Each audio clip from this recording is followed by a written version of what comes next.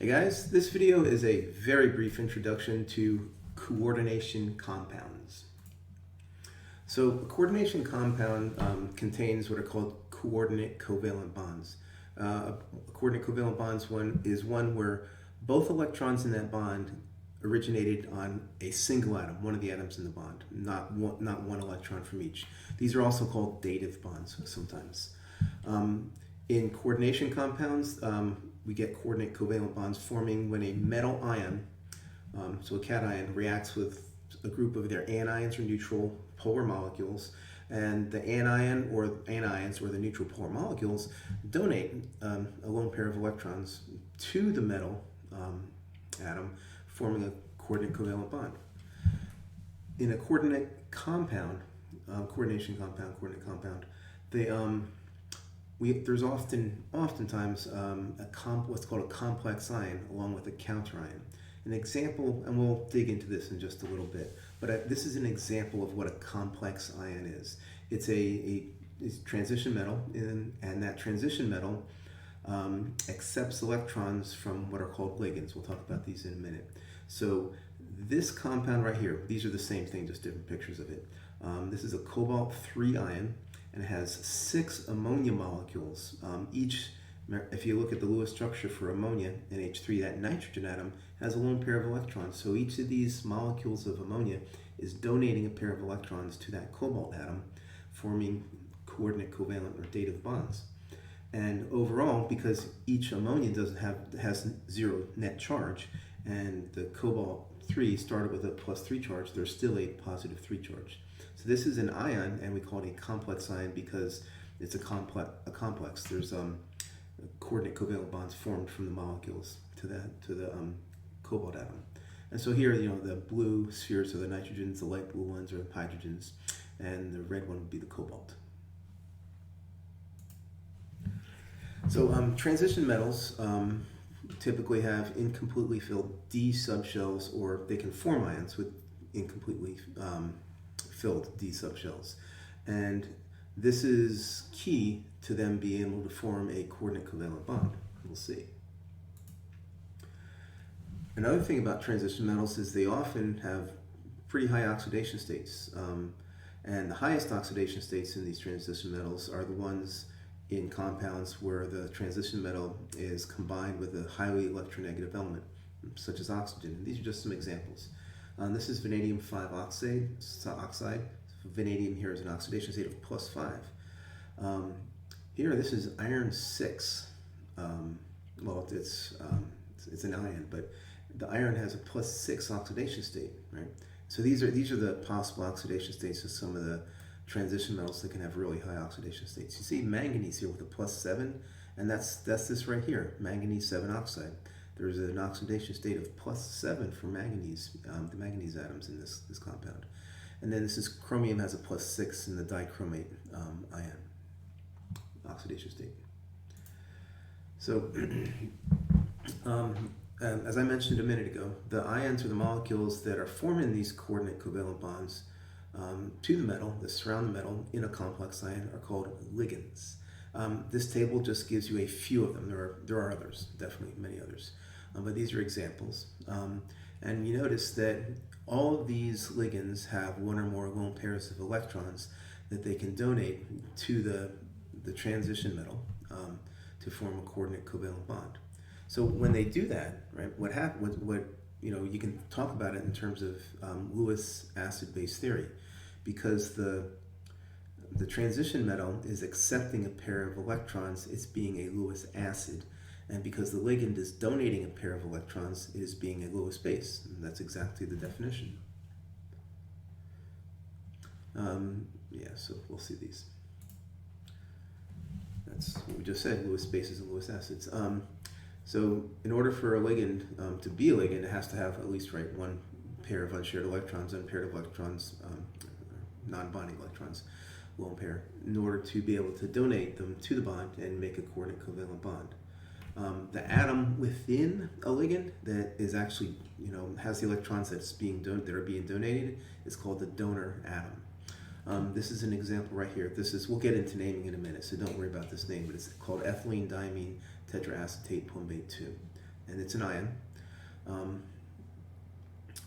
And it has an overall charge of -2, but we'll see why in a minute. But what we're talking about here is, okay, these are the same molecule, just different pictures. So lead, okay, is a transition metal, and this ligand called ethylene diamine tetraacetate has quite a few atoms in it, actually. So these oxygens are donating a pair of electrons to the lead. This nitrogen is, this oxygen down here, this one here, this one here.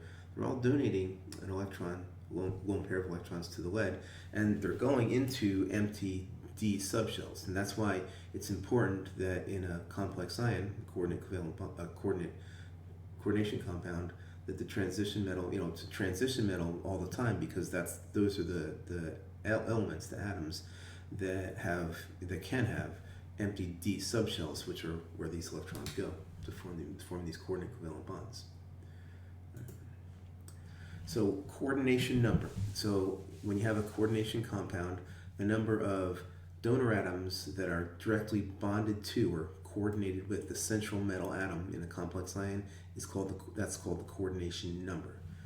So for example, see if you can figure out what the coordination number is in the ethylene diamine tetraacetate plumbate 2 ion right here. 6, right? Because there's 1, 2, 3, 4, 5, 6 atoms each separately donating a pair of electrons to the lead atom, so octahedrally bonded. The coordination number of 6.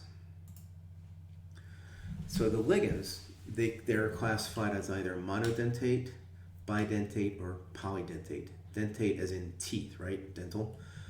So monodentate ligand has one donor atom in it. And these are examples of monodentate atoms, or ligands. Bidentate, right? Bi is 2, so there's 2 teeth, right? So two donor atoms, so ethylene diamine, the oxalate ion. Polydentate means more than 2, right? Anything more than 2 is polydentate. And we just saw, this is ethylene diamine tetraacetate. There's extra TE there, I think. Anyway, this is a hexadentate. The polydentate is what we say, because there's 6 atoms in here. 1, 2, 3, 4, 5, 6 that can donate a pair of electrons to the metal atom. This over here is an example of a metal ethylene diamine complex. So there's ethylene diamine right here, and it's bidentate. So 2 donor atoms, each of the nitrogens. And so we see here, this is the formula. It's cobalt 2, and there's 3 of these ethylene diamine ligands. This is the abbreviation, by the way, for ethylene diamine, EN, because it's long name to write. And so we have right here, this sort of circle right here, that's 1 ethylene diamine ligand. So bidentate, 1, 2 donor atoms, each forming a coordinate covalent bond to the cobalt. This is another one over here, 1, 2 donor atoms. And over here, another one, this circle right here, 1, 2 donor atoms. So this is similar to what we've done throughout Chem 101 and 102 when we come across this stuff.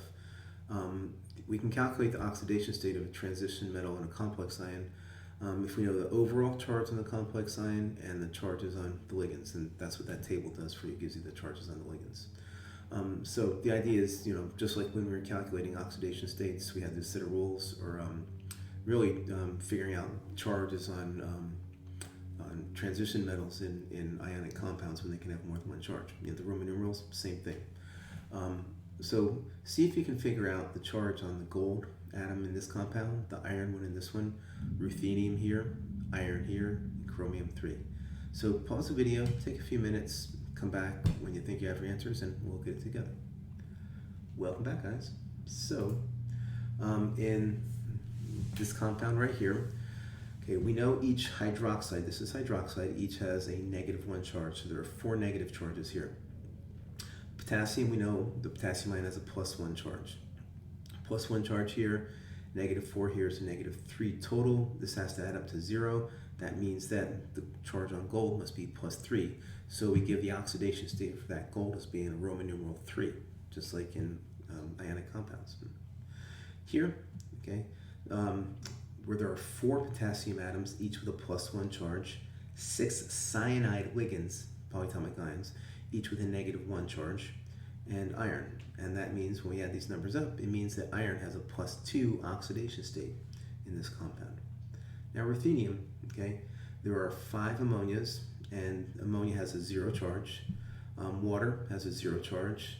And outside of this, okay, these are not ligands, these are counterions, but they still apply. There's 2 chloride ions, each has a -1 charge. So that means that the charge on ruthenium must be a +2. So this in brackets is the complex ion, and this is the counterion out here. So this complex ion here would have a total +2 charge, and because the ligands each have 0 charge, we know that that +2 charge is on the ruthenium atom. So chromium down here, say there are 6 ammonia ligands, they have 0 charge. And the counterions, there are 3 nitrates, and we know nitrate has a -1. And that means that chromium must have a +3 oxidation state. And in the iron carbonyl compound here, carbon monoxide has a 0 charge. And that means because there's no charge on this, that the charge on iron must also be 0. Yeah, there's that. So now we're going to talk about naming or nomenclature of these coordinate covalent compounds. And there's a list of rules, and I'll summarize them for you guys after we go through each of them. So the first rule is that, and this is an important one, well, they're all important, right? But when we're naming these compounds, we always say the name of the cation first, just like in regular old ionic compounds. And with these guys, sometimes the cation is a metal ion, like potassium we saw before, that's just really a counterion. And sometimes the complex ion itself is a cation. So whichever one is the cation, that's what we name first. So in this compound right here, we figured out that, well, overall there's a charge of -4 in this complex ion here. And we know that because each potassium has a +1 charge, there's 4 of those. So because potassium has a +1 charge, it's named first, so the name will start with the word potassium. In this compound right here, this coordination compound here, the ammonias have no charge, cobalt has it ends up a +1 charge, and chloride is a counterion, it has a -1 charge. So the thing in brackets is the complex ion. Because it is a cation, we say its name first. Don't worry about this actual name, we'll talk about how to come up with that in a minute, but it ends up that the name of the complex ion is tetraamine cobalt 1, and that's what we'd say first. So cation, the name of the anion.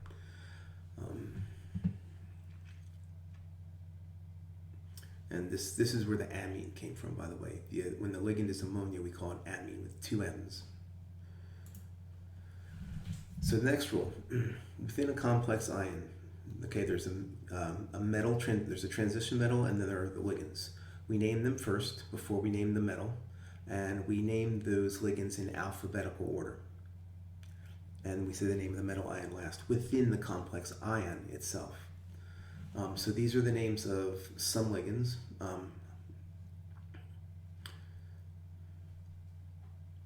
And so, for example, in this complex ion right here, we would say, we'll talk about the prefix tetra in a minute, but the ligand is ammonia, which is called amine. We say that first, and then we say the name of the metal, cobalt, and then they will, just like in ionic compounds, the name of the metal must include a Roman numeral to say what its oxidation state is.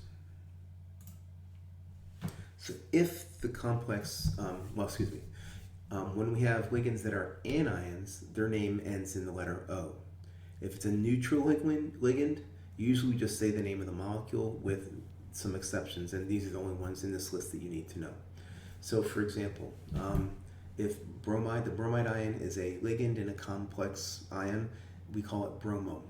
Chloride, chloro, so on, cyanide, cyano, hydroxide, hydroxo, oxide, oxo, carbonate, carbonato, nitrite, nitro, oxalate, oxalato. And now here, these are some of the exceptions. These are neutral molecules, but instead of saying ammonia, carbon monoxide, or water, we say amine with 2 M's, carbonyl for carbon monoxide, and aqua for water. And we've seen these before, ethylene diamine tetraacetate. Okay.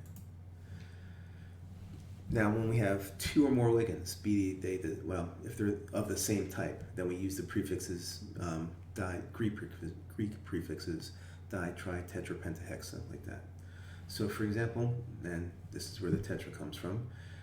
Okay, the ligands in this complex ion are ammonia, which is called amine with two M's, and chloride, which is called chloro. So because A comes before C, we name the amine first, so it's tetraamine dichloro. Now, just as in regular old ionic compounds, we do not include the Greek prefix in the alphabetization. We say tetraamine first because A for amine comes before C for chloro. Doesn't matter that T in tetra comes after D for di, in the alphabet. Now, if the name of the ligand already contains a Greek prefix, like ethylene diamine, then we use a different set of prefixes to say how many of them there are. And these are those. If there are two of them, we say bis, 3 we say tris, 4 tetrakis. 5 would be pentakis, and so on. So for example, in this complex ion right here, En, remember, stands for ethylene diamine. We would say tris ethylene diamine, and then cobalt 3 for the total name. So next rule, the oxidation state of the metal is given by Roman numeral in parentheses right after the name of the metal, just like in regular old ionic compounds. So in this complex ion right here, we have ammonia, which is amine. We have chloride, which is chloro. The oxidation state for chromium, the ammonia molecules, the amines, have no charge. Each chloride has a -2. Overall, there's a +1. That means chromium must have a +3. So the oxidation state is 3. And we would say the name of this, we know enough now to name this, it would be tetraamine dichloro chromium 3. And that's the name of that complex ion. So when you build it up a little bit at a time, and that looks like a pretty long word, but it's really every little bit of it makes sense. Tetra for 4, amine for ammonia, di for 2, chloro for chlorine, chromium 3 for the transition metal, the ion. Now, if the complex ion is an anion, its name, the ending of its name changes to ATE. And because it's going to end in the name of the transition metal, that means that the name of the metal changes to ATE. So for example, in this coordination compound right here, the counterion is potassium. It has +4 charge, so we know there's a -4 like this on the complex ion. So we would say, because we always name the cation first, we would call this potassium to start with, and then to name the complex ion, we could say 6 cyanide, so 6 cyano, and then iron is ferrate, so that's what this list is here. There's iron, we call it ferrate, and it has a +2 charge, so we say hexa for 6, cyano for cyanide, ferrate for iron, 2 for the oxidation state. Okay, so here is a summary of the rules for naming coordination compounds. So name the cation first, whether it's the metal ion or the complex ion. Within the complex ion, so remember when we say complex ion, we're talking about the stuff, usually we put it in brackets, but it's the part of the coordination compound where the ligands are complexed to the transition metal. That's the complex ion. We name the ligands first in alphabetical order, not including the prefixes, the Greek prefixes in the alphabetization, and then the metal ion last. If the ligands are anions, their name ends in O. If they're neutral, just the name of the molecule, except other than the exceptions that we showed in that list. And when we have 2 or more ligands, we use these Greek prefixes, di, tri, tetra, pentahexa. And if the name of the ligand already has a Greek prefix in it, then we use bis, tris, tetrakis, and so on. And then the oxidation state of the metal, whatever it is given by Roman numeral in parentheses right after the name of the metal, wherever it is in the complex ion. And then finally, if the complex ion is an anion, its name ends in ATE, which means the end of the name of the metal will be changed to ATE. So let's do some examples. So see if you can name these two compounds right here. Pause the video. So I've just kind of brought these tables out for you guys again. The ligands, the metals and their names, and then some other ligands and their names. So pause the video. Go ahead and see if you can write down these names and come back when you get your answers. Welcome back, guys. So this compound right here, so first of all, the complex ion is a cation, so it's named first. And within the complex ion, there are 4 ammonia groups, so tetraamine, 2 chlorines, chloride, so that's dichloro, and then it's cobalt 3, and then we say the name of the counterion, which is chloride. So it's not chloro here because it's not within the complex ion itself. And it's cobalt 3 because the ammonias have 0 charge. Each chlorine here, chloride, has a -1. This chloride has a -1. And so that means there's overall 3 negative charges, which means the cobalt ion must have a +3 charge. Now, see these chlorines right here. Let's look at those for a second. They're different from each other. These 2 chlorides, they are complexed to the cobalt atom. They're part of the complex ion. They're in there. This chloride, this is just a counterion. So this overall, this has a +1 charge on the complex ion, and this chloride ion is outside of it. It's just attracted to it ionically, opposite charges. Okay. Now this one here. So here, the cation is the potassium ion, so we say its name first, potassium. And then to name the complex ion, it's going to be an anion, so its ending will change. The end of its name will be ATE. So within that, we name the ligands first. There are 6 of these. Cyanide is called cyano. So we say hexacyano, and then iron is ferrate. And because each cyanide has a -1, there are 6 negative charges here, 3 positives out here. That means the iron must have a +3. So it's hexacyanoferrate 3, and the full name of the compound would be potassium hexacyanoferrate 3. And then going the other way, looking at the names and writing the formulas. So penta-aqua bromo ruthenium 2 nitrate and potassium tetrabromo-dichloroplatinate 4. Platinate is platinum, you see down here. So why don't you guys see if you can write down the formulas for these 2 compounds. Pause the video, come back when you're done. Welcome back, guys. So here we go. For penta-aqua, so we're saying the name of the cation first, and we're naming the ligands within that. Penta means 5, aqua means water, so 5 waters. Bromo, there's no prefix, there's just 1, so 1 bromine, and that's within the complex ion. And then ruthenium is Ru, and 2 means it has a +2 charge. Well, and then the last part of the name, nitrate, is the counterion, so that's NO3-. Now, because there's the 2 tells us the ruthenium has a +2 charge. The bromide ion has a -1. That means overall this complex ion has a +1 charge, which means there's only 1 nitrate. Something like that.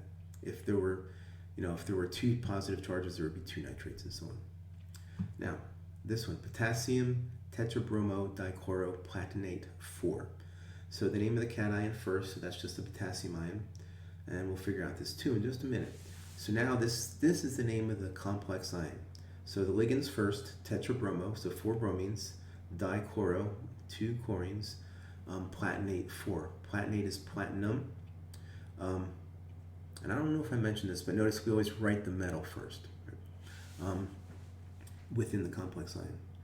So this is 4, tells us that platinum has a +4 charge.